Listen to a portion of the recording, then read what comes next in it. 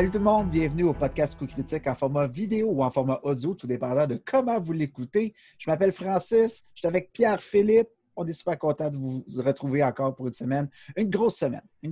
On a beaucoup de stock à vous parler. On avait hâte. On a manqué une semaine, puis des gens ne se souvenaient plus. On trouvait que ça faisait comme 1000 ans qu'on ne s'était pas parlé. Oui, c'est ça, exactement ça. On a fait les références à un vieux couple qui ne s'est pas vu depuis un bout de temps, puis on trouvait ça bizarre. On est constamment en train de s'écrire, puis à voir des nouveautés, puis à parler de jeux de rôle. Puis là, on est en train de préparer encore plus de belles affaires. Pour là, on est super excités. En tout cas, là, ça va être vraiment cool. D'ailleurs, en parlant d'affaires pour Coup Critique, beaucoup de choses. Merci d'abord à tous nos nouveaux abonnés. Tranquillement, on est vraiment en train d'avoir de plus en plus de gens qui nous regardent, puis on découvre plein de nouvelles personnes qui trippent ces jeux de rôle, qui veulent participer, qui engagent dans tout ce qu'on fait. Merci beaucoup. Tu sais, on fait ça parce que Pierre-Philippe et moi, on aime ça juste parler de jeux de rôle, puis il faut qu'on en parle. Tu sais. On n'est pas payé pour faire ça. On fait juste comme créer du contenu, puis on veut comme juste plus explorer ça avec vous autres. Puis je sais qu'on en a parlé beaucoup, mais spoiler, on veut vous présenter beaucoup de jeux bientôt. Fait que c'est là-dessus qu'on travaille beaucoup. D'ailleurs, on a lancé un sondage sur notre page Facebook il n'y a pas longtemps. On vous invite à aller consulter la page Facebook puis de répondre au sondage. Merci d'abord à toutes les personnes qui nous ont répondu. Franchement, c'était le fun de voir vos réponses, de voir où on peut s'en aller, qu'est-ce que vous voulez voir. Puis justement, ça vous donne plus de pouvoir aussi dans ce qu'on va faire. On veut créer du contenu, que ce soit pour des projets futurs ou juste en quelle proportion de type de contenu que vous voulez voir le plus sur la plateforme. Donc, n'hésitez pas à remplir le sondage, c'est vraiment cool. Juste avant qu'on enregistre cet épisode-là, les Ennies sont passés, en fait, c'est comme une espèce de récompense pour tout ce qui se fait en termes de jeux de rôle un peu partout à travers le monde. Puis, je pense que Pierre-Philippe, tu es un devin parce que depuis que tu es arrivé, tous les jeux que tu nous as parlé sont quasiment tous été en nomination ou ont gagné dans les Ennies de cette année. Tu as même trouvé les deux meilleurs jeux de l'année. En fait, on peut passer un peu à travers la liste. D'abord, les deux meilleurs jeux de l'année cette année. Alien the RPG que tu as vraiment trippé. Là, oui, à fond. Que tu as trouvé vraiment bon puis que tu nous as parlé en longueur. Puis Mörk Borg, qui est un jeu aussi de Free League Publishing, qui a gagné la médaille d'argent. Donc, on n'en a pas parlé, par exemple, de Mörk Borg. Peux-tu nous en parler un peu? Je sais que tu as joué. Oui, en fait, j'ai joué tout récemment avec une gang de gens qui va peut-être avoir une vidéo qui va popper un moment donné. Je préfère pas trop en dire pour l'instant. Mais oui, j'ai joué récemment, puis c'est drôle parce que c'est un jeu que je connaissais un peu de nom, que j'avais surtout vu par le visuel, parce que c'est surtout ça qui vient, on va dire, chercher le client à la base. Là, c'est vraiment le visuel, le design du jeu qui est de toute beauté. C'est un jeu, je te dirais, c'est un livre d'art avec un jeu intégré dedans. OK. C'est comme ça qu'il le présente aussi. Dans le sens que le système est très simple, le système est très... beaucoup de zones de gris, beaucoup de zones grises qui se veut d'être l'interprétation pour le DM, pour résoudre certaines situations, on va dire. C'est très clé en main, que ce soit pour les joueurs également. Ça se joue avec un D20. C'est un système de D20. C'est très inspiré par les old school system RPG, là, les vieux jeux des années 80, où est-ce que tout est un peu débalancé, puis qu'il y a des affaires qui faisaient pas trop de sens, mais c'était pas grave. Tu jouais pour mourir à la fin de l'histoire, pour être coincé dans un coin, puis te faire ramasser par le boss de la fin, parce que c'était... Juste rapidement, rapido presto, l'espèce de... Le jeu, l'ambiance du jeu, c'est très sombre, c'est très dark, c'est une espèce de genre de post-apo fantasy. Où est-ce que... Punk. C'est très punk, c'est ça. Grunge, ouais, c'est très, très punk. En fait, le design est très punk, le visuel est très punk, mais aussi les thématiques abordées sont très punk. Là. Tous les personnages sont tout un peu dégueux, là, puis c'est toutes des histoires de genre, OK, ben là, on va aller défoncer le sous-sol d'une place parce qu'il y a genre des gens qui capturent du monde pour les manger, puis ils font de la viande ils font des tartes avec eux autres, puis il y a même une soundtrack officielle du jeu que tu peux écouter en même temps que tu joues, disponible sur YouTube. C'est le genre d'espèce de gros synthétiseur années 80 bizarre, puis de temps en temps, il y a des passes de métal qui embarquent parce que ça se veut très, très nordique métal dans son concept. Et pour vrai, super le fun. J'ai vraiment full aimé ça. C'est très simple, c'est très rapide à prendre en main. On se casse pas la tête. C'est juste le fun. Tu sais, je te dis pas que c'est le jeu que je veux, par exemple, sortir avec des amis, puis on se dit, ah, on se fait une grosse campagne de Morgborg sur le long terme, là. OK. Vraiment, vraiment pas. Mais par contre, pour vrai, là, genre 3-4 chums assis autour d'une table, puis on se fait asseoir, on se fait un petit one-shot de Morgborg. Vous pouvez reprendre vos mêmes personnages la dernière fois, parce que vous êtes encore vivant, par exemple. Puis il va se passer autre chose. Et le jeu a plein de tables. Il y a des tables, il y a des tables, il y a des tables à leur pu finir, des tables pour générer des trucs aléatoirement. Et il y a une grosse communauté quand même en ligne sur le site officiel de Morkborg. Vous pouvez ramasser beaucoup de choses gratuites, des scénarios, des règles optionnelles. Ah, c'est cool, ça. Oui, vraiment, vraiment cool. Des règles de voyage, des trucs, Ouais. ils rajoutent prendre le jeu juste un petit peu plus crunchy sans pour autant que ce soit trop compliqué. Il y a même un générateur de personnages que tu fais genre, tu cliques sur un bouton puis ça te génère une des classes présentes avec quelques stats puis tout ça. Ouais. Fait que tu ne veux vraiment pas te casser la tête. Très beau jeu. Je sais que trouve le que livre est backorder. Présentement, oui. Parce que ça a été tellement gros succès. Par contre, le PDF, tu peux l'acheter sur DriveThru-RPG. Je pense que c'est une vingtaine de dollars. Fait que pour vrai, ça vaut vraiment la peine. C'est pas plus cher qu'un autre. Puis leur réputation est plus à faire. Là. Free League, je veux dire, la moitié du stock de Enix, c'est eux autres qui l'ont gagné. Là. Ça n'a pas de bon sens. Là. Oui, exactement ça. Puis je l'ai acheté le PDF. Là. Je l'ai acheté. Puis parce que le livre était backorder. Parce que j'étais sur le site internet de Free League. Puis j'étais comme. J'ai essayé de cliquer sur le piton pour le racheter dans mon panier. Puis j'étais là, tabarnak. Mais il était backorder. Fait que ça va aller. C'est supposé revenir en août. C'est supposé avoir des nouvelles copies en août. Parce que pour vrai, même si, admettons, c'est un jeu que vous trouviez le fun, mais sans plus, c'est vraiment beau. Là. C'est un beau jeu de collection. Là. C'est un beau livre de collection à avoir chez soi. En fait, dans tes autres prédictions, Thousand Vampire, le jeu de rôle qui a un seul joueur, a gagné plusieurs fois des prix, soit or ou argent, dans différentes catégories. Tu l'avais sûrement recommandé comme quelque chose de vraiment intéressant à explorer, justement, si vous êtes fan du jeu de rôle, mais que vous êtes tout seul puis que vous voulez essayer un nouveau type de jeu. Beaucoup de...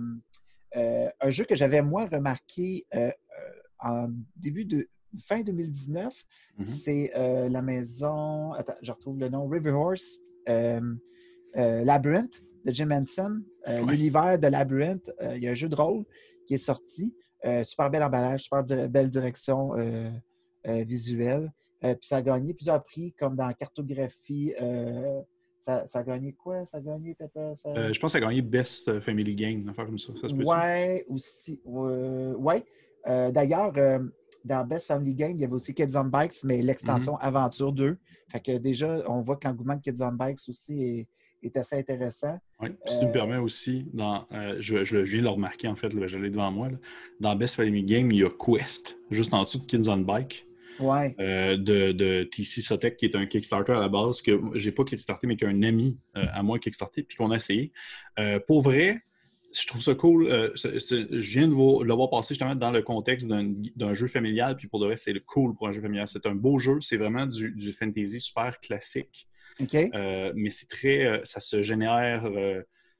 c'est très généré aléatoirement, puis il y a beaucoup de participation avec le DM et les joueurs pour faire la création de l'univers et la création on va dire, des défis qui vont s'en suivre. Puis pour de vrai, ça, je suis content de le voir là parce que c'est vraiment un très beau jeu visuellement, c'est super beau. C'est pas du tout compliqué, on s'entend, justement, c'est pour ça qu'il est dans Best Family Game. Mais pour des parents, exemple, qui veulent introduire leur enfant au jeu de rôle, je trouve que c'est une bonne idée. Je le vois, là, puis je dis, c'est une bonne idée. Tu sais, j'ai pas essayé Jim Henson Labyrinthe, que je suis sûr que ça doit être écœurant. Mais Quest était très cool aussi. Ouais. Chose qu'on ne s'est pas parlé avant, Pierre-Philippe, mais il y a aussi eu Gen Con qui s'est passé un peu avant. Moi, dans le cadre du Gen Con, écoute, il s'est annoncé tellement de jeux, là, ça n'a pas de sens. Des jeux de société, des jeux de rôle, plein d'affaires. Moi, j'ai vu une annonce autour du Gen Con, mais c'est comme un Kickstarter, je crois. Okay. Un jeu de rôle de Hellboy.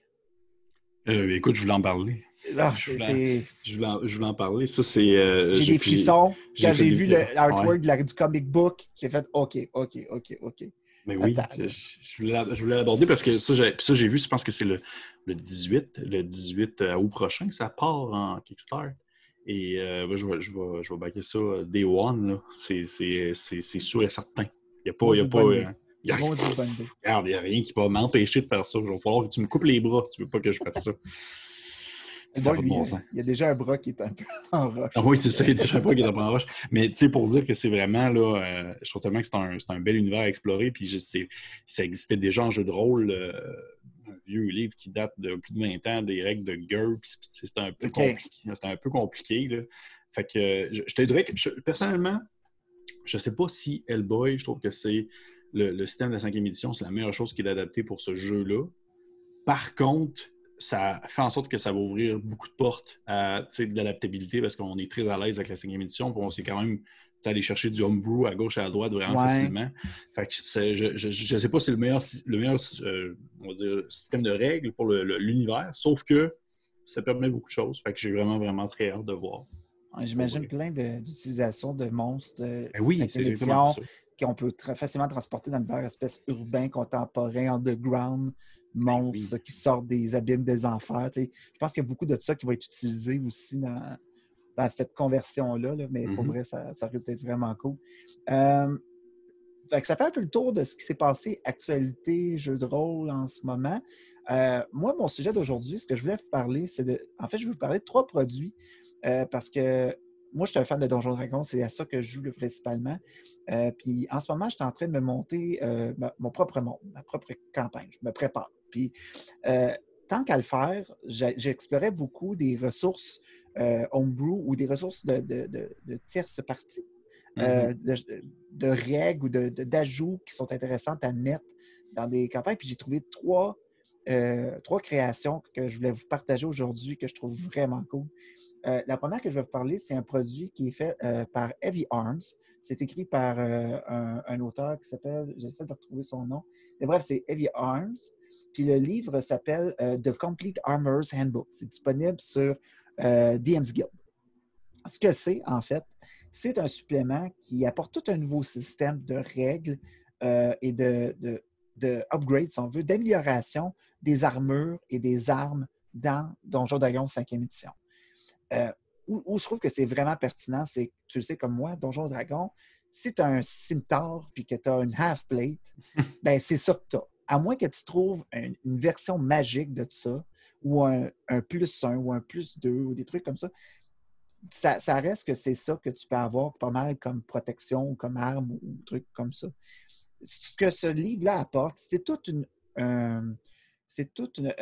mécanique pour que si les joueurs veulent, par exemple, faire des upgrades sur des choses qu'ils ont, ou construire des armures, ou amener de la magie, infuser de la magie dans des items, puis des trucs comme ça, comme des runes, utiliser des matériaux comme par exemple des écailles de dragon pour se faire une armure, des trucs. Il y a tout un système, c'est super bien détaillé, il y a des bonnes pistes pour les DM. C'est vraiment bien expliqué, beaucoup de tables, beaucoup de choses vraiment intéressantes là-dedans. Je vous le conseille. The Armorer's Handbook, j'ai adoré. Il est très bien écrit en plus. C'est vraiment un beau livre. Je vous le conseille. Pour vrai, moi, une des premières choses que quand je roulais, quand je roulais comme DM, je roulais Lost Mines of Endeavor. Puis il venait de tuer, spoiler, il venait de tuer un dragon. Il est sur le cover, là, je ne fais pas le saut. Mais. Oh, je suis en France. mais il disait, qu'est-ce qu'on peut faire avec le dragon? Là, j'étais comme, ben attends, là. Puis là, il dit, ben, je veux récupérer les écailles, puis les trucs. Puis là, c'est en faisant de la recherche là-dessus, je dis, Christ, il y a comme il y a un système qui existe, là, puis il y a du monde qui ont pensé, puis c'est vraiment bien fait. Puis le livre a eu beaucoup de bonnes cotes avec plusieurs DM aussi. Là. Donc, je vous conseille. Complete Armorer's Handbook par Heavy Arms. Le deuxième que je vais vous parler. Est-ce qu'il est. Excuse-moi de te couper. Non, vas-y. Est-ce qu'il est. Tu dis qu'il est possible en PDF sur DriveThruRPG. Est-ce que tu peux avoir l'option de l'avoir physique? Ou pas non, celui-là, par exemple, il est seulement disponible en PDF sur DM's Guild. Pour ça, c'est ça. Le deuxième livre que je vais vous parler, c'est un livre qui a eu beaucoup de popularité. C'est le premier livre, en fait, officiel de Matt Colville, que peut-être que vous connaissez, qui fait beaucoup de vidéos YouTube, qui donne des conseils de DM. C'est un auteur de plusieurs jeux vidéo, plusieurs jeux. Il a écrit sur plein d'affaires. Puis c'est son premier livre qui s'appelle Strongholds and Followers. Dans le fond, c'est tout. C'est encore au niveau des mécaniques, puis au niveau de pistes pour tout ce qui est les forteresses ou les espèces de constructions, les habitats que vos héros peuvent se munir. Par exemple, si votre groupe décide d'avoir un château, puis de gérer, il y a tout un système de règles et de choses. Mais comment ils vont chercher les terres pour le bâtir? Combien de temps ça prend? Combien ça coûte? Qu'est-ce qu'une forteresse peut offrir comme protection magique ou protection comme armement? Mais il n'y a pas juste des châteaux, il y a comme des théâtres, il y a des tours, il y a comme plein de choses qu'on veut explorer. Moi, je trouve ça vraiment cool, justement, parce que, par exemple, si vous suivez Critical Role, là, ils ont souvent eu une maison ou une espèce de repère où ils se regroupaient. Puis j'ai toujours aimé cette idée-là que le groupe, quand ils ont fini, là, quand ils veulent prendre un break, ben, ils veulent aller quelque part. Mais ils peuvent avoir leur propre chez-soi, mais c'est pas obligé d'être plate. C'est pas obligé d'être l'auberge tout le temps. Ça peut être quelque chose en cours de route qui acquiert et qui se mettent à mettre des upgrades là-dessus. Puis l'autre volet du livre, c'est tout au niveau des followers.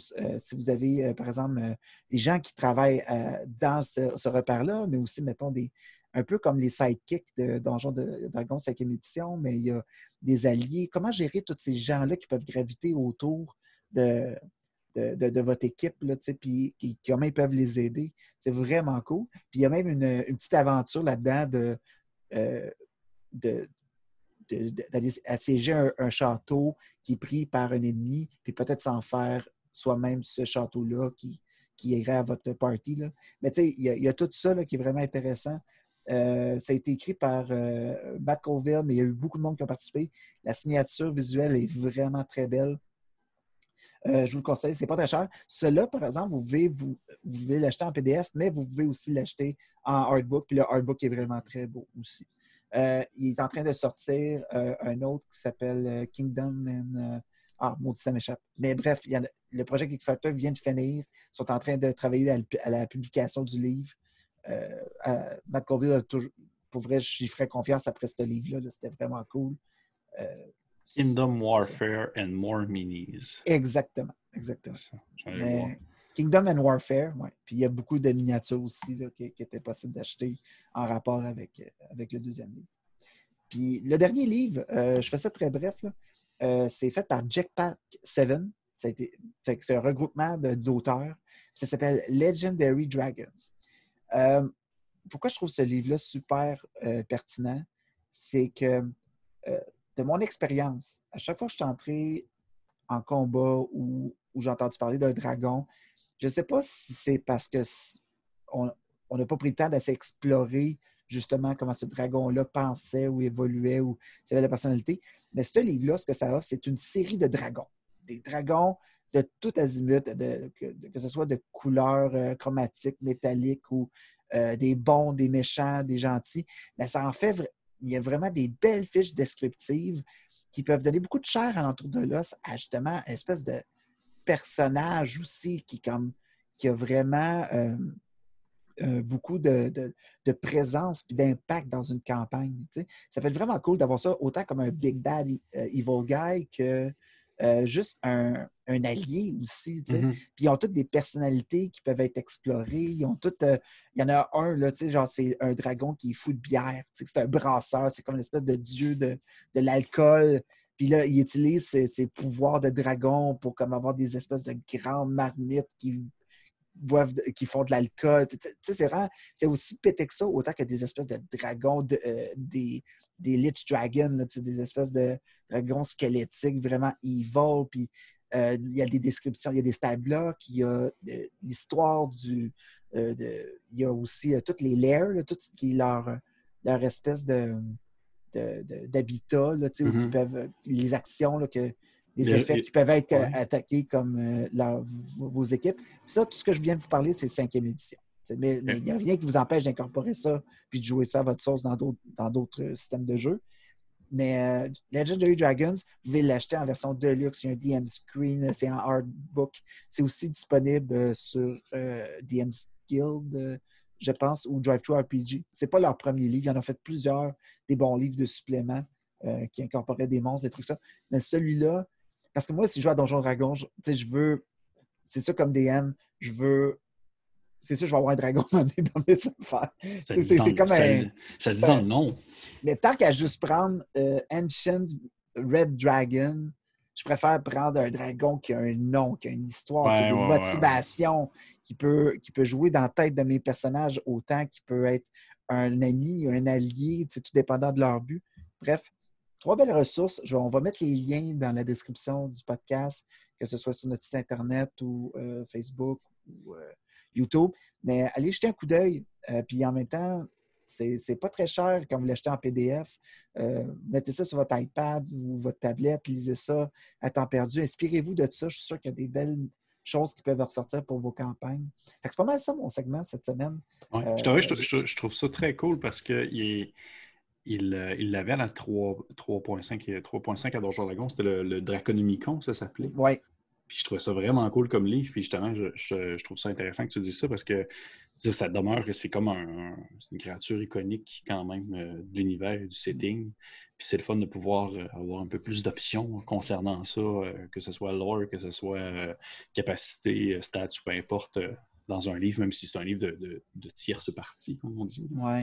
Mais ce que j'aime, c'est que ces livres-là aussi vont pousser le jeu encore plus loin. Mm-hmm. Puis moi, ce que ça fait, c'est que ça me donne encore plus le goût de jouer quand je dis des affaires comme ça, parce que je fais OK, oui, je pourrais comme avoir cette intrigue-là, parce que ce dragon-là, il fait ça. Puis oui, puis après qu'ils battent le dragon, ils pourraient utiliser leur grotte puis en faire une espèce de repère. Puis, on dirait que je vois où je peux inclure tous les ajouts que je trouve. Là, puis ça. Toi, Pierre-Philippe, je pense que tu voulais me parler de plusieurs jeux de rôle aussi, oui. Comme ton segment habituel. Oui, mon segment. Écoute, je vais essayer de faire changement une fois maintenant parce que je vois-tu aussi, moi aussi, à un moment donné, je voulais aborder j'aimerais ça m'amener à aborder des trucs justement plus en lien avec D&D, probablement des livres de tierce partie aussi que j'ai trouvé intéressants. Là. Mais non, pas cette semaine, pas encore. Parce que cette semaine, dans le fond, je vais parler d'un genre dans le livre de jeu de rôle qu'on ne voit pas nécessairement tant de l'avant. On a beaucoup de l'horreur, même à la limite la science-fiction, le fantasy, c'est comme le gros morceau. Mais le genre, on va dire héroïque, super héroïque, super-héros, le jeu de super-héros, c'est un genre que je trouve qui n'est pas mis souvent de l'avant. Outre, on va dire, le plus gros du milieu que je crois que tout le monde connaît, qui est Mutant et Mastermind, qui est probablement le jeu de rôle de super-héros le plus connu, je crois, à moins que tu me dises le contraire. Mais moi, c'est un que je connais, puis que j'ai feuilleté, puis que justement, ça m'intéresse d'y jouer. Par exemple, j'ai jamais joué. Fait que je ne sais pas à quel point les mécaniques sont intéressantes ou pas. Je t'avouerais que Mutant et Mastermind, c'est ça qui est drôle, c'est que là, je te parle de jeu de rôle de super-héros, mais Mutant et Mastermind, j'ai jamais joué. J'ai commencé à le feuilleter. Je trouvais cool le fait que qu'il y ait beaucoup de ressources, qu'il y ait beaucoup de livres en soi de ce jeu-là. Beaucoup de stock pour y aller à plein de sauces différentes, que ce soit super-héros plus style film noir des années 20-30 ou même super-héros vraiment full pin, gardien de la galaxie dans l'espace, des choses comme ça. Je trouvais ça cool, mais je trouvais que le système avait de l'air un poil trop...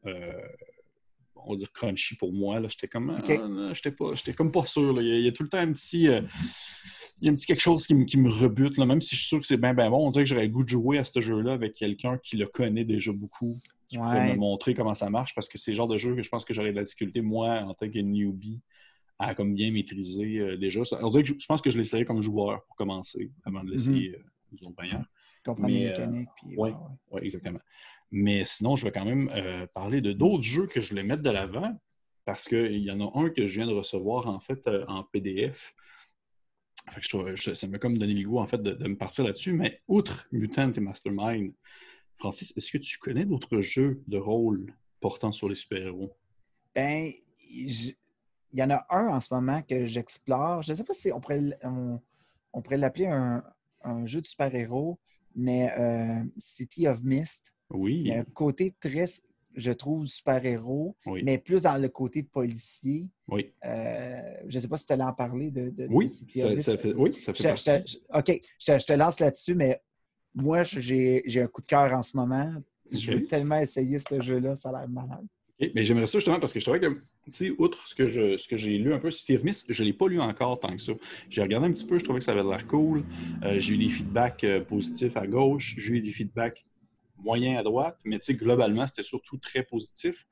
C'est ça, tu sais, c'était vraiment plus ce style film policier. On est vraiment plus dans le genre tu sais, des séries de Marvel, mais qui passaient sur Netflix, le Daredevil, puis Jessica Ouais, Jones, puis ça fait c'est la même beaucoup chose. plus urbain. Ouais, beaucoup plus Ouais, urbain, beaucoup plus recherche, enquête, avec des twists justement super-héroïques un peu à gauche et à droite. ouais. Mais outre Ah, ça, je n'ai pas vraiment tant regardé que ça. Fait que je serais curieux d'avoir en fait ton opinion ouais. sur le Ah, jeu. ben, en fait, City of Mist, c'est. Si vous avez lu la bande dessinée Fables ou que vous Mhm. avez joué à.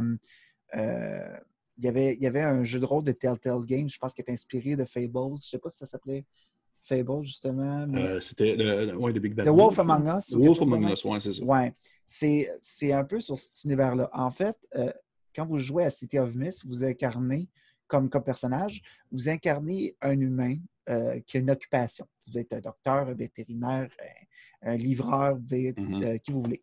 Vous habitez dans une espèce de communauté, dans cette ville-là, qui a toujours une espèce de brouillard au-dessus. Puis, dans le fond, au moment où vous commencez votre quête, vous apprenez que vous avez en fait une double vie. Vous êtes l'incarnation de soit une légende, un conte, un personnage de la mythologie. Ça peut être, vous pouvez autant être la représentation, par exemple, du Minotaure que de l'épée Excalibur. Vous pouvez être le petit Et... chaperon rouge autant que Humpty Dumpty, si vous voulez. L'univers de City of Mist a sa propre ville, a des descriptions de quartiers avec des espèces de NPC que vous pouvez rencontrer qui, eux aussi, sont des interprétations de différents mythes ou légendes. Euh, fait, fait que vous jouez à travers ça, mais ça va beaucoup plus policière.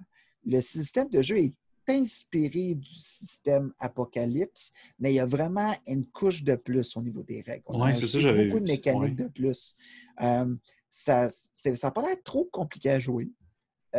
Mais moi, je suis tombé en amour avec l'univers, comment il est détaillé, le artwork, l'inspiration que ça donne. Euh, la création de personnage est quand même assez simple. Vous pouvez faire du grab and pick. Il y a surtout une belle progression de personnages, je pense, dans le jeu. Ça peut faire vraiment du stock à une campagne. Votre personnage peut genre découvrir de plus en plus de pouvoirs reliés à ses origines. Puis ce qui est le fun, c'est la dynamique de jouer la double vie. C'est que vous êtes peut-être un docteur, puis le day-to-day, vous êtes un docteur, mais en même temps, à l'intérieur de vous, vous êtes le méchant loup du petit chaperon rouge, par exemple. T'sais? Puis là, c'est de jumeler cette vie-là. Peut-être que vous êtes victime d'un coup monté qui essaie de vous mettre. Il y a comme plein de choses qu'on peut explorer là-dedans. Mais il y a beaucoup de. C'est une mécanique très policière. Vous enquêtez, vous investiguez, vous trouvez des pistes, vous essayez de sauver des gens, de trouver, de sauver votre réputation. Puis tout le monde se connaît, tout le monde sait un peu quel genre de mythe vous incarnez ou pas. Ça peut être vague, mais tout le monde sait un peu que faites partie de la gang. Fait que, ça, c'est d'ambiance d'intrigue là. On suggère même de transporter l'univers de City of Mist dans des villes que vous connaissez, ce qui peut rendre l'intrigue beaucoup plus personnelle, puis peut donner des repères vraiment plus tangibles à vos joueurs aussi. Mhm. Comme on pourrait être à Montréal. Puis encore là, le livre de règles est sorti, mais ils ont annoncé des chemins d'aventure aussi. Fait que carrément des espèces d'intrigues, des modules, si on veut, d'aventure de City of Mist que vous pourrez inclure puis jouer avec comme DM. Fait que pour vrai, c'est vraiment OK. Justement, serais-tu plus porté, toi, en tant que DM, serais-tu plus porté à, disons, animer une aventure de ton cru parce que il y a tellement comme de possibilités en termes de folklore, en termes de mythologie, ou tu serais plus curieux d'essayer de voir un des modules qu'ils ont fait eux autres mêmes? Ah, mon premier réflexe, c'était de potentialiser les modules. Puis je trouvais qu'il y avait tellement une bonne description de quartiers, surtout. Tu sais, Mhm. comme ils ont fait leur ville fictive, il y a comme un quartier chinois, un quartier italien, le quartier du commerce, la bourse, les coins plus malfamés. Puis, tu sais, il y a comme tout ça. Puis tu te rends compte que pas mal toutes les grandes villes à travers le monde ont à peu près cette espèce de dynamique-là. Puis il y avait beaucoup de pistes d'aventure ou de trucs qui peuvent se passer que j'aurais pu jazzer dans mon univers, si on veut. OK. Je pense que c'était la force de ce livre-là aussi, c'est que ça donnait beaucoup les clés à prenez-le puis faites ce que vous voulez. Puis il y a même un starter set qui est disponible en download PDF que OK. vous pouvez essayer. Il y avait même un truc gratuit aussi, une espèce de Basic Rules de City of Mist que vous pouviez jouer. Là. Pour vrai, là, c'est vraiment OK. cool. Mais c'est pour ça que je te posais la question, justement, parce que dans mes recherches de jeux de rôle sur les super-héros, je suis tombé sur beaucoup de jeux de rôle qui avaient souvent des univers déjà préconstruits, où est-ce que ça encourageait beaucoup de jouer dans leur univers, ou apportait un style vraiment précis, comme City of Mist, qui a c'est super-héros, mais avec tout le temps toujours une touche un peu plus policière qui embarque. Oui. Je C'est pense que vrai que... la mécanique du jeu influence beaucoup vers le côté policier aussi. OK. Fait que dans le fond, si vous êtes un DM, vous n'avez comme pas le choix d'explorer le côté intrigue, développement. Il y a un mystère. T'sais. Puis vous jouez autour de ça. OK. C'est du bon stock pour des campagnes plus narratives, surtout, je crois, Ouais. comme style de jeu. T'sais, ça va être moins du combat. Il va en avoir, mais ça ne sera pas comme du D&D. Là, ça va être plus trouver des indices, négocier, intimider, persuader, utiliser vos pouvoirs pour influencer les gens ou vous sauver de situations. C'est plus ça. OK. Ouais. C'est intéressant parce que vois-tu, c'est pas le seul jeu qui est pas le jeu de super-héros qui utilise en fait, on va dire comme base le système Powered by the Apocalypse. Parce que justement, dans les jeux que j'ai cherché, j'ai trouvé, il y avait Mask, A New Generation, une nouvelle génération, qui est dans le fond un jeu de rôle de super-héros, mais qui va vraiment plus donner une ambiance à la Teen Titans, comme la série qu'il y avait dans le temps, où est-ce que tu joues plus des jeunes super-héros. Et alors que tu dis, exemple, que City of Mist va beaucoup tourner sur l'aspect investigation, ce qui est intéressant là-dedans, c'est que dans, exemple, Mask, oui, il va y avoir des combats, oui, des super-héros, vous allez vous battre contre des super-vilains, puis vous allez empêcher le barrage de s'ouvrir et de faire couler la ville, bref, le gros classique. Sauf que le jeu met aussi beaucoup l'emphase sur la relation entre les personnages, dans le sens entre la relation dans l'équipe de super-héros, sur leurs valeurs, sur comment est-ce qu'ils perçoivent en fait le monde qui les entoure, comment est-ce que le monde les perçoit également, parce qu'il y en a qui vont avoir leur rôle dans la société et tout ça. Et fait que je trouve ça intéressant qu'il y ait comme plusieurs settings, si on veut, plusieurs jeux de rôle de super-héroïques qui vont utiliser quand même la même base de Powered by the Apocalypse, parce que justement, c'est un système de jeu qui est assez modulable, qui peut être utilisé à toutes les sauces quand même. Là, il existe un bon nombre de jeux qui utilisent ça. Puis il y en a même un autre que j'ai trouvé qui s'appelle Worlds in Peril, qui est dans le fond un autre jeu, Powered by the Apocalypse de super-héros, qui celui-là est vraiment beaucoup plus, de ce que j'en comprends, beaucoup plus générique, dans le sens que tu vas jouer, c'est très collaboratif, là, ou est-ce que c'est vraiment très classique, super-héros. C'est des super-héros qui ont des super-pouvoirs et qui vont probablement de l'époque, je sais pas précisément s'ils sont plus inspirés du Golden Age, des super-héros ou autre chose, là, mais c'est vraiment, c'est pas vraiment... c'est pas précisé sur un sous-genre, là. C'est pas horrifique dans sa sous-couche où il n'y a pas beaucoup nécessairement d'investigation, où je pense pas nécessairement qu'ils vont tant avoir l'aspect des relations entre les personnages, probablement moins que Mask, mais Worlds in Peril, qui en est un autre, qui est en plus, on va dire, dans le classique, dans le genre le plus normal, on va dire, super-héroïque. Et en dehors, on va dire, du système Apocalypse World, ceux que j'ai vus passer, il y en a deux en particulier que je veux mentionner. Il y a, dans le fond, est-ce que tu connais, Francis, ça s'appelle la Brigade Chimérique? Non. Ben écoute, pour le reste, c'est vraiment obscur comme je crois, comme jeu de rôle. En tout cas, surtout au Québec. Surtout au Québec, c'est sûr que c'est très obscur. Par contre, c'est français, dans le sens que si jamais vous êtes capable de mettre la main sur un des ouvrages physiques de jeu de rôle, c'est en français, c'est pas américain, ça vient de France. Ça vient à la base d'une bande dessinée. Fait que déjà, le jeu de rôle, la Brigade Chimérique, a un setting qui est inspiré d'une bande dessinée. Fait que, c'est exemple, vous clanchez la BD au complet, bien, vous comprenez globalement l'univers dans lequel les joueurs vont évoluer. Et la Brigade Chimérique, c'est probablement un des premiers jeux de rôle que j'ai joué, un des premiers jeux de rôle de super-héros que j'ai dû essayer dans ma vie. OK. J'ai vraiment beaucoup aimé ça. Je l'ai fait comme DM après d'avoir justement lu les BD. Et dans le fond, le setting, c'est comme les années 20. Okay? C'est une uchronie. C'est une uchronie dans le sens que c'est pas du tout le passé comme on le connaît. On est à la veille de plus des années 20-30. On est presque à la veille de la Seconde Guerre mondiale. OK. Et dans le fond, les joueurs incarnent des super-héros au quotidien, des super-héros souvent très européens, très français, qui vont dans le fond être un peu les étendards et faire la promotion, si on veut, de leur pays, dans le sens que c'est pas un jeu de rôle où est-ce que les super-héros vont avoir des identités secrètes, sont souvent une représentation fière de leur pays. Exemple, la France a comme tel super-héros dans tel quartier à Paris, tout le monde le connaît, puis c'est genre lui, le personnage principal, le super-héros le plus apprécié de ce quartier-là, par exemple.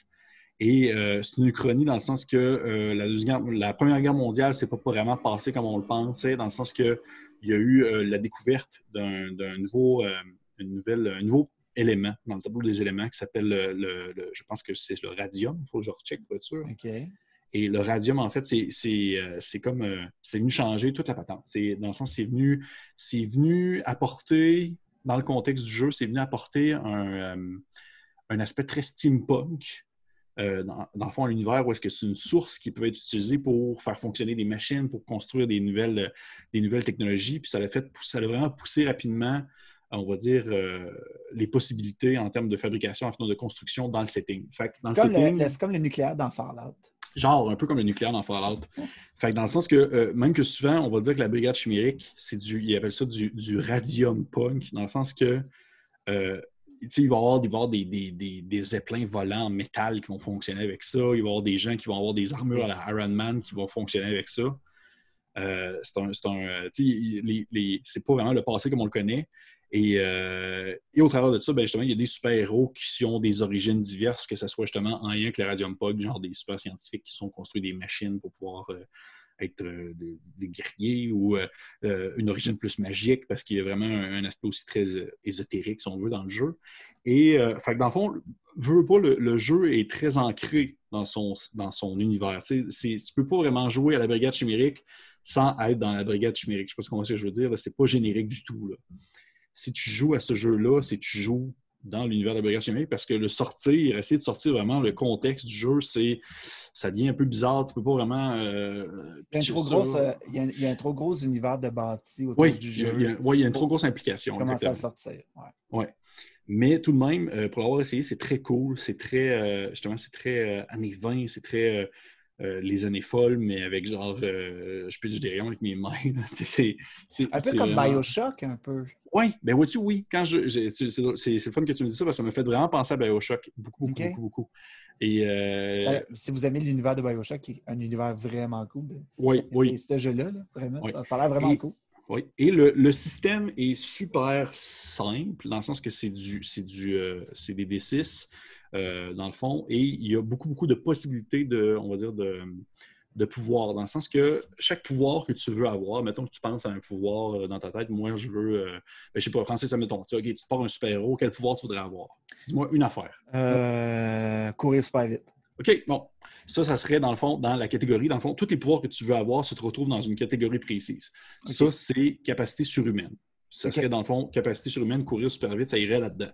Et il y a comme plusieurs familles de pouvoirs. Et à chaque fois, dans le fond, que ton pouvoir peut rentrer en ligne de compte dans la situation, si le DM l'accepte, tu as comme des bonus que tu vas lancer. Okay. Pour, dans le fond, faire fonctionner ou non. Je veux courir vite pour étourdir mon ennemi. Oui, exactement. Okay. Et dans le fond, les pouvoirs ont des niveaux qui sont de 1 à 6. Et plus, dans le fond, le niveau est élevé, plus ton pouvoir est considéré comme élevé. Puis ils vont même expliquer, dans le fond, OK, ben, tu as une capacité physique en lien avec, exemple, justement, la vitesse.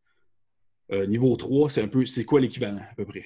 Ils vont comme y aller un peu comme ça. Là. Fait que, okay. Ça permet beaucoup de choses. Jamais, par contre, ça, ils disent dans la prémisse de base, ton super-héros ne sera jamais un Superman, dans le sens que tu ne vas pas être too much. Dans le sens, ils ont comme step down la game, dans le fond, des capacités pour être sûr que ce soit le plus gérable possible dans les mécaniques.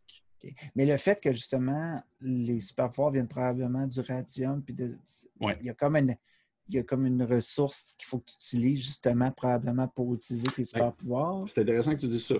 Parce qu'en fait, il y a souvent dans ta création de personnage, tu peux décider que ton super pouvoir a un élément négatif à celui-ci. Par exemple, le concept que tu dis, exemple du radium, ben, ce serait que, exemple, ton super pouvoir, ben, il est mécanique, dans le sens que c'est pas quelque chose qui est en toi, c'est quelque chose que tu portes sur toi. Fait que c'est un élément négatif, tu pourrais le perdre, tu pourrais te le faire enlever. Okay. Mais tu sais, quand je dis exemple, je parlais du radium, c'est un exemple parmi tant d'autres. Ton personnage, ça peut être un homme poisson qui vient d'une cité sous-marine, mais ça n'a aucun lien avec le radium en soi. Okay. C'est le radium, c'est juste une des sources qui explique, dans le fond, les capacités. L'univers, puis l'univers, puis tout ça. Ouais. Beaucoup. Il y a beaucoup de gens qui, dans le contexte du lore, il y a beaucoup de gens qui ont développé leur pouvoir parce que leurs parents ont fait la Première Guerre mondiale, puis ont subi, dans le fond, des attaques chimiques sur eux autres dans les tranchées, puis ont donné naissance à des personnes qui avaient des capacités surhumaines, par exemple. OK, cool. Fait que, oui, non, pour de vrai, le setting est numéro 1 pour vrai, ce jeu-là. Juste l'ambiance du jeu, le setting, moi, j'ai trouvé ça vraiment cool. C'est beau, c'est très beau, c'est très French, par exemple, c'est très français dans son visuel, le genre de dessin, tout ça. Les dessins du jeu de rôle, c'est des cases qui sont reprises directement de la BD. OK. Fait que c'est pas tant compliqué. Je trouve que c'est quand même une bonne prise en main. Malheureusement, c'est pas un jeu qui est facilement trouvable. De un, parce qu'il est fait par Sans Détour, qui est dans le fond une compagnie française qui est en train de cracher directement présentement. Vous pouvez aller voir sur leur page Facebook, puis leur compagnie est en train de tout perdre. Leurs droits, c'est eux qui avaient les droits de Call of Duty à la base et ils l'ont perdu, tout ça, parce qu'il y a des problèmes de paiement, etc. Fait que bref, c'est difficile à trouver. Par contre, sait-on jamais. Des fois, je vois des annonces passer sur Internet de gens qui disent qu'ils vendent dans des groupes particuliers de jeux de rôle. C'est vraiment pas impossible à trouver, ça existe. Et le deuxième jeu de rôle, on va dire l'autre jeu de rôle, le dernier que je voulais aborder aussi, on va dire plus précisément encore, ça s'appelle Hexagon Universe. OK. C'est un autre jeu de rôle français. Celui-ci, ce qui est plaisant, c'est qu'il vient, je ne sais pas présentement si c'est disponible, mais je sais que ça va être très prochainement. Il va être possible d'acheter en PDF sur Black Book Edition. OK. Il va être disponible en PDF sur Black Book Edition. Moi, dans le fond, j'ai participé à la campagne de financement qu'ils ont eu il y a quelques mois parce que, dans le fond, ils sortaient une nouvelle édition du jeu, en quelque sorte, une nouvelle moulure qui reprend le même setting, même concept, tout ça, sauf qu'ils vont vraiment spécifiquement mettre ça durant la Deuxième Guerre mondiale. Okay. Dans le fond, ça va être les personnages vont jouer les joueurs vont jouer des personnages, des super-héros qui sont dans la Deuxième Guerre mondiale. Hexagon Universe, c'est vraiment plus... ça a un setting de base, ça a un concept de base, ça provient de des BD françaises, des comics français qui s'appellent l'Hexagon Universe, où est-ce que c'est, dans le fond... une version vraiment française, franco, des comics de Marvel datant de l'époque des années comme 90-80. Fait que c'est très super-héros glorieux, très positif. Là. On n'est pas dans le Batman conflictuel ou qui se morfond, là, même s'il n'y a rien qui empêche de pouvoir le jouer dans ce sens-là. Mais il y a un concept de base, il y a un setting, sauf que contrairement, par exemple, à la Brigade chimérique, le setting n'est pas tellement ancré dans les règles puis ancré dans le concept de personnage que tu vas faire que tu n'es absolument pas obligé de jouer avec le setting. Tu peux jouer... Okay. Tu peux vraiment... Ce que je trouve vraiment cool avec l'Hexagon Universe, c'est que tu peux le prendre et l'utiliser au-dessus. Tu peux le prendre, tu peux l'utiliser à toutes les sauces. Il n'y a pas de stress par rapport à ça. Tu peux le prendre, tu peux décider de le pitcher dans les années 20, les années 70, les années 70 EP aux États-Unis, des choses comme ça. C'est vraiment, tu peux le faire comme tu veux. C'est un système très simple. C'est un système très narratif. Je ne pensais pas qu'il était narratif comme ça avant d'avoir les PDF du livre. Là. Ça se joue uniquement, encore une fois, avec des D6. On va dire 2 stats de base qui est comme un peu... pour un super-héros, c'est... Comment tu dis? Pour un super-héros, c'est... Oui, c'est pas beaucoup. C'est pas beaucoup. En fait, comment je peux dire ça? Je voulais ouvrir la fiche de personnage devant moi. Mais pendant que tu fais ça, je constate que les Français sont très forts sur l'adaptation de contenu littéraire, que ce soit de bande dessinée, Oui. puis le transporter en jeu de rôle. Ben oui. Puis probablement que c'est du fait qu'il y a eu depuis longtemps Casus Belli puis Black Book Edition qui sont là puis qui promouvoient le jeu de rôle sur plusieurs formes aussi, avec des éditions traduites puis beaucoup de produits différents. J'ai l'impression qu'il y a vraiment une belle... Tu sais, il y a des jeux comme Héros et Dragons que j'aimerais découvrir plus. Je pense qu'il y a un jeu de rôle du Donjon d'Albuck, je crois. Oui. Il y a beaucoup, beaucoup d'adaptations. C'est vraiment... Chaque fois que tu me parles d'un jeu français, ça me fascine tout le temps de voir à quel point ils sont forts là-dessus. Moi, je les trouve très variés dans leur approche. Je trouve qu'ils ont vraiment un panel de choix, de possibilités, on va dire, beaucoup plus variés. Je trouve qu'ils vont dans des sous-genres, des fois, peu exploités, peu vus sur le marché, exemple, américain. Je parle vraiment à grosse échelle, en grande échelle, parce qu'au final, dans le marché américain, il y a beaucoup de ce qu'on appelle du RPG-zine, là, comme un fanzine, mais RPG, où est-ce que là, tous les sujets y passent. Là, tu peux jouer, j'ai déjà tombé sur un petit zine où est-ce que le but, c'est que tu joues dans le fond des ratons laveurs qui fouillent dans des poubelles. Fait que, il y a tout se peut. Tout se peut. Ouais. Et là, j'ai ouvert la fiche de personnage. Fait que vois-tu, par exemple, tu as ton énergie qui représente tes points de vie, tu as ton audace qui représente en fait à quel point ta combativité en quelque sorte sur le terrain. Tu n'as pas d'autres stats à part, exemple, on va dire vraiment plus, exemple, c'est pas le classique force, dex, consti, sagesse, intel, tout ça. C'est vraiment ces deux-là qui sont importantes. Mais après ça, tu as comme des compétences en quelque sorte. Qui sont tes super pouvoirs sûrement. Non, même pas. Ah non, okay. Non, c'est comme plus, on va dire, au quotidien, que ce soit par exemple l'administration, sciences, politique, pilotage, des choses comme ça. Et dans le fond, puis après, tu as aussi tes pouvoirs. Okay. Et dans le fond, à chaque fois que tu fais un jet, tu pognes dans un nombre de D6 qui équivaut soit à ton niveau dans ta compétence, un niveau dans ton pouvoir, si ton pouvoir, dans le fond, peut rentrer en considération dans le contexte du pouvoir, dans le contexte de l'action, je veux dire. Et tu vas lancer ta pile. C'est beaucoup de D6. Pour de vrai, je checkais des affaires, je suis comme, hey, OK, 12 D6, il faut que tu lances 12 D6. J'étais comme, OK.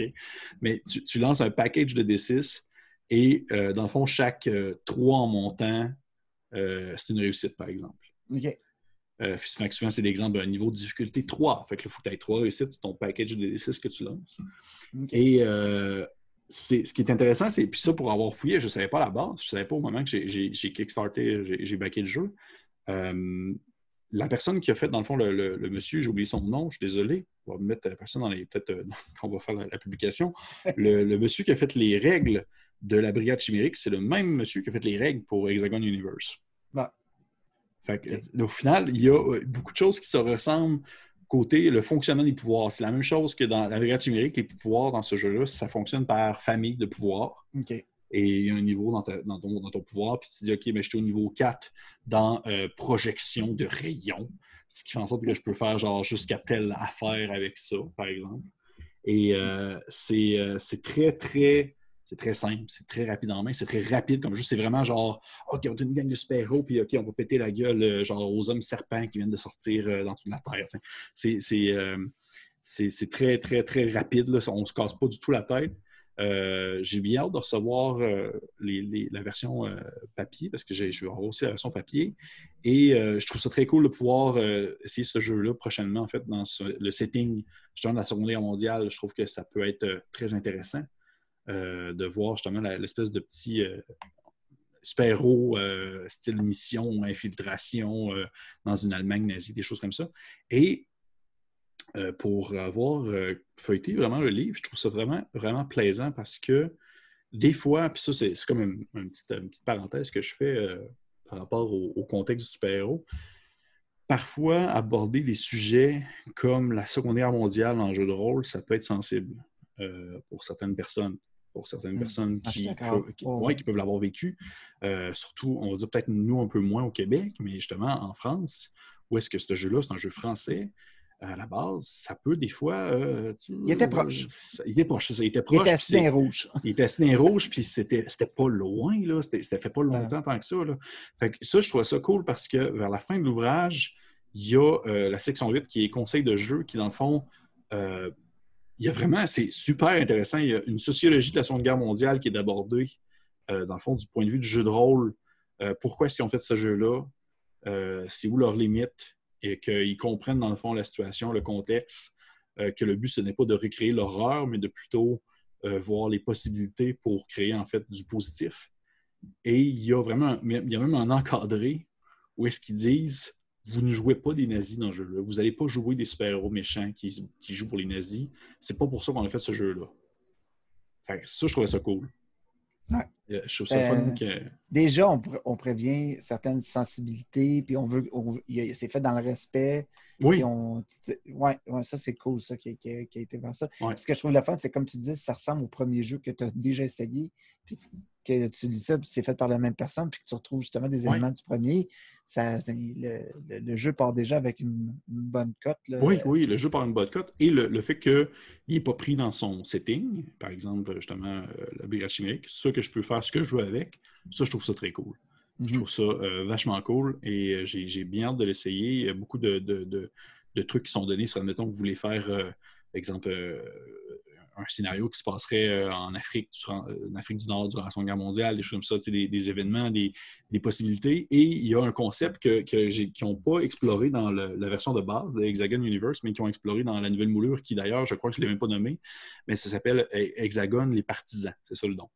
Okay. Et dans les partisans, il y a un concept qui est mis en jeu, puis ça, je trouve ça trippant à mort. Là. Ça s'appelle les uchronies possibles. Dans le sens où est-ce que on peut changer l'histoire? Oui, en fait, c'est qu'il s'est passé quelque chose. Il y a un petit setting de base qui est impliqué durant la Seconde Guerre mondiale, qui est impliqué, qui s'appelle, dans le fond, la singularité, où est-ce qu'il y aurait eu, je ne sais pas si je ne vais pas me tromper dans le nom, mais je pense que c'est les événements de Tunguska.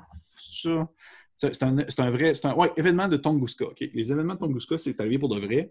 C'est une gigantesque explosion qu'il y a eu en Sibérie en 1908 dans l'Empire russe. Là, et ça l'a fait un gros bam. Puis pour de vrai, encore aujourd'hui, les gens sont comme pas trop sûrs de qu'est-ce qui aurait fait ça.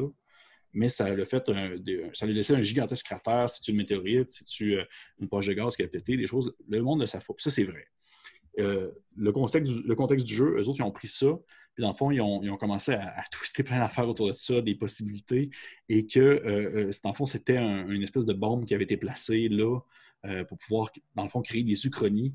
Et depuis cet événement-là, il y a des espèces ce qu'on appelle des espèces de fissures temporelles qui popent à gauche et à droite, où est-ce que ça devient vraiment métaphysique. Là. Dans le fond, ça fait en sorte que dans le jeu, au-delà de jouer la Seconde Guerre mondiale, c'est possible, dans le fond, de régler des uchronies, ce qu'ils appellent. Où est-ce que, c'est exemple, tu vas te dire, OK, guys, on a détecté une uchronie dans le coin du Pacifique sur telle île japonaise, il faut que vous ayez réglé ça. L'équipe arrive sur place et en rentrant sans nécessairement le savoir dans cette uchronie-là, ils sont dans une espèce d'univers alternatif où est-ce que, par exemple, le Japon a gagné la Seconde Guerre mondiale. Et là, dans le fond, eux, ils peuvent décider d'essayer d'empêcher cet événement-là qui arrive à partir de l'Uchronie, c'est-à-dire renverser la vapeur, ou de faire en sorte, ou de fermer l'Uchronie, essayer de s'arranger pour pas que l'Uchronie s'étende ailleurs dans le monde. Fait qu'il y a vraiment beaucoup, beaucoup de possibilités. Et ce qui est cool, c'est que les livres, justement, chaque section du livre, que ce soit, par exemple, qui aborde la France, l'Afrique, le Pacifique, l'Europe, ils mettent des possibilités d'Uchronie. Où est-ce qu'ils disent, OK, ben en Europe, ça serait cool. Tu peux jouer un peu partout. Ouais. Puis, c'est le fun, ça. Oui, ils disent, OK, en Europe, ben, genre, il y a ça qui pourrait arriver. Est-ce qu'il y a une progression de personnage? Il y a une progression de personnage. OK. Il y a une progression de personnage. Je t'avoue que je n'ai pas nécessairement tant lu encore ce bout-là. Il y a une progression de personnage sur genre l'évolution de ton personnage, côté ses motivations, côté ses pouvoirs. Ses pouvoirs peuvent évoluer aussi. C'est pas nécessairement le cas, mais ils peuvent. Et il y a aussi la possibilité de jouer, parce que ça, je trouve ça cool, de jouer un peu un genre de Batman, dans le sens que tu n'as pas nécessairement de pouvoir, mais tu as juste des gadgets ou genre tu es un expert en arts martiaux. Il y a comme tout le temps, c'est tout le temps le fun d'avoir dans ta gang de super-héros un dude qui n'a pas de pouvoir, mais qui est quand même cool. Là. Fait que ouais, ça Hexagon Universe, les partisans, ou Hexagon Universe tout simplement, ça devrait être disponible prochainement, je crois, sur Black Book Edition. Du moins, je suis persuadé, parce que moi, j'ai reçu les PDF Et les PDF Fait que ça c'est des s'en vient. vrais. Fait que ça s'en vient. Puis c'est des vrais PDF, tu sais, qui sont pas scannés, là, dans le sens que c'est pas quelqu'un qui a pris ça chez Ça a eux été autres monté pour. Non, ça a été monté pour. Fait que OK. d'après moi, ça va pouvoir être achetable. Puis je trouve ça vraiment le fun pour une game un jeu de super-héros qui n'est pas trop compliqué. Cool. Oui. Fait que Hexagon Universe. Et j'en aurai un dernier, si on a le temps, que je vais vraiment aborder rapidement, juste parce que je trouve que le concept est vraiment cool. Celui-là, je ne l'ai pas démé, je l'ai joué une fois. Ça s'appelle Luchadores. Luchadores, dans le fond. Luchadores, OK. Ouais, tu joues... Tu joues un lutteur. Tu joues un lutteur, Oh! un lutteur mexicain dans une archipel imaginaire qui s'appelle la Los Murciélagos. Murciélagos, qui est dans le fond situé dans le triangle des Bermudes. C'est une espèce de mélange entre le Mexique, Cuba, Haïti et le Floride des années 60-70. OK. Et dans le fond, dans cette espèce d'archipel-là, il y a une affaire qui s'appelle l'Espirale Grande, qui est comme une espèce de cercle dans le milieu de l'océan qui pitch des monstres. Dans le fond, le cercle, il va comme vomir des monstres à gauche et à droite. Et les luchadores, dans leur costume de lutteur, s'en vont péter la gueule à des monstres ou à genre des de vampires. Ah, ça doit être le fun. C'était le fun. Pour le reste, c'était le fun. C'était le fun. C'était un petit peu plus compliqué que je pensais, pour de vrai. Okay. Le système de combat est quand même particulier dans le sens que tu as des signatures de combat, tu as des enchaînements, tu as des phases de lutte qu'il faut que tu fasses. Tu as même un finisher, en quelque sorte, que tu peux faire, par exemple, à la créature contre qui tu te bats. Puis, tu sais, il y a des tag teams, puis des techniques d'équipe. Tu sais, le setting est A+, le setting est vraiment cool. Mais c'est absurde, mais en même temps, c'est... Ah, man, c'est juste le fun. C'est juste le fun. Par contre, c'est ça, le système était un peu plus compliqué que je pensais pour de vrai. C'est un peu plus crunchy, mais par contre, ça vaut vraiment la peine de le voir. Et ça, je crois aussi qu'il est probablement disponible en PDF. Parce que on va trouver ça. On va trouver ça. Il existe une version française, mais il existe une version anglaise aussi. OK.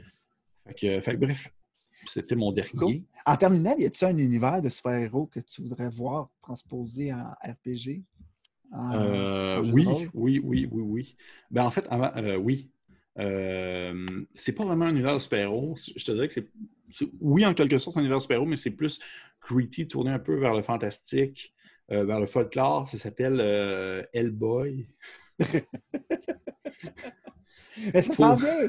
Ça s'en vient, mais pour de vrai, tu me demanderais n'importe quoi, puis ça serait ça ma réponse quand même. Je veux dire, je ferais une campagne, exemple, d'Hexagone, des partisans, puis ça serait probablement à la sauce. Il y a un peu de ça, de ce que tu me parles. Il y a sûrement une espèce de... il y a un petit côté de ça, tu sais. Ben oui. Mais moi, un univers de super-héros que j'aimerais, je pense que l'univers de Constantine pourrait être très cool aussi. OK. Ouais. Ça vient d'ici, mais tu sais, l'espèce de personne qui, par ses connaissances de la religion, des cultes religieux, des sectes, peut expier le diable et le démon. Puis il y a cette espèce de... Je sais pas, il y a probablement un jeu qui ressemble à ça en ce moment. Hey, encore une fois, je pense que c'est quasiment le genre de truc que tu vas pouvoir faire avec Hellboy quasiment. Là. Ouais, c'est ça. Ouais. Mais j'aime toute l'idée dans Hellboy de peut-être trouver des reliques, là, tu sais, genre. Oui, vraiment. Les doigts d'un pape, là, qui fait. Genre... Ouais, puis utiliser ça pour. Whatever, là. C'est vraiment cool. Hey, dernière chose, pour avant qu'on termine, ça, je voulais te le montrer, parce que je l'ai reçu physiquement. Je vais juste te montrer ça. J'ai reçu Vainesen. OK. Qui est dans le fond un jeu de Free League. De Free League. T'es pas fan de pantoute, Pierre. Non, je suis pas fan de pantoute. Toute beauté. C'est un jeu c'est du Nordic Horror Role-Playing. Ah, c'est dans le fond. Ça. Et justement, tu me fais penser à ça parce que je voyais des gens dans le post sur Facebook de ce setting-là. Je suis comme sur un groupe Facebook de ce jeu-là. Et le monde disait que ça serait cool. Il y a quelqu'un qui est en train de travailler, dans le fond, sur une adaptation du setting de l'univers de Hellboy dans ce jeu-là. Parce que ça donne très bien. Parce que le concept de jeu-là, c'est que tu ne vas pas combattre nécessairement des monstres, genre, tu vas pas juste combattre des vampires puis des ghouls, c'est que c'est beaucoup tourné vers le folklore, fait que c'est des fées, c'est des fées du folklore où est-ce que, ben, OK, ben, ce monstre-là, pour le battre, ben, on peut pas vraiment le tuer, il faut qu'on l'enferme dans une boîte, puis il faut qu'on accroche sa boîte 16 sabots de cheval, tu vois, genre, là, OK, c'est vraiment, OK. c'est très précis, puis c'est très tourné vers les connaissances du folklore, puis je trouvais que ça faisait très Hellboy aussi. Ça Et, pourrait être un très bon sujet, ça, des jeux de rôle inspirés de folklore de peu partout là, à travers le monde. oui, vraiment. Ça, c'est une suggestion, mais si vous avez des suggestions de choses que vous voulez qu'on parle, hey, le lien est dessus. Mais prenez le temps de nous écrire dans les commentaires. Dites-nous votre dernier coup de cœur, qu'est-ce que vous voulez qu'on explore, tout ça. Pierre-Philippe et moi, on travaille beaucoup sur vous présenter bientôt des choses, du tangible, des parties de jeux de rôle, des trucs comme ça. Donc, à suivre. On ne sait pas. C'est ça. Ben, merci beaucoup, Pierre-Philippe, comme d'habitude. Merci à toi aussi, encore. Francis. La Bible, Pierre-Philippe. Vous pouvez nous suivre sur Facebook, Instagram, Twitter, Coup Critique CA pour Coup Critique Canada. Coup Critique CA, vous pouvez nous trouver un peu partout avec ça. On est disponible sur toutes les plateformes audio. On est disponible sur YouTube. D'ailleurs, abonnez-vous à notre chaîne YouTube. De plus en plus, il va y avoir du contenu qui va être exclusif sur la chaîne YouTube et qui ne sera pas sur Facebook. On veut varier un peu où est-ce qu'on est un peu partout puis offrir différents types de contenus. On va probablement peut-être travailler sur d'autres plateformes aussi dans pas long. On va vous tenir au courant de ça. Sinon, merci beaucoup d'être là encore. Merci de votre amour. Merci de participer à toutes nos affaires. On capote. C'est vraiment cool. Parlez-en aux gens que vous aimez, qui trippent sur le jeu de rôle, qui ne connaissent peut-être pas encore notre projet. Sur ce, bonne partie. Jouez prudemment. Jouez en ligne. Jouez avec votre famille. On va se dire à la prochaine. À la prochaine. Je pense que ça va être à la prochaine. Ouais. Bye. Bye.